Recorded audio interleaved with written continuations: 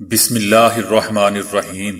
السلام علیکم دوستو، دنیا بھر کی خبروں میں آج آپ سنیں گے، لیکن اس سے پہلے اگر ہو سکے تو لائک، سبسکرائب اور بیل آئیکن کا بٹن ضرور دبا لیں، شکریہ۔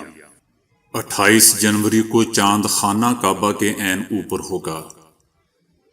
ملازمت چھوڑ کر پہاڑوں میں سفر کرنے والا سعودی نوجوان۔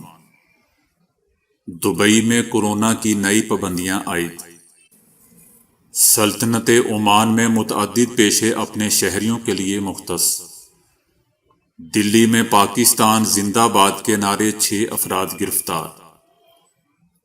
فلسطینیوں کو مسجد اقصی آنے سے روکنا مکروہ ہتھ کنڈہ ہے۔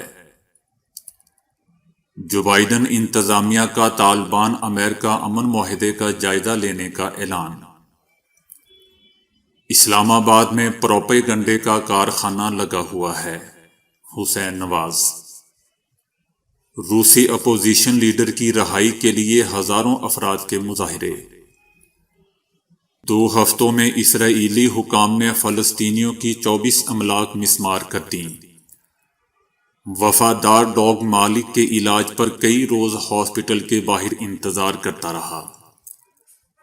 پارکنگ میں نیشنل گارڈز کے سونے پر جو بائیڈن کی معذرت۔ بھارتی کسانوں کا مودی سرکار سے مذاکرات کا 11واں دور بھی ناکام۔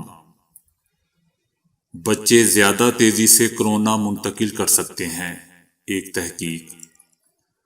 مجھے میری ساس سے بچایا جائے، مدھیہ پردیش نوجوان کی دہائی۔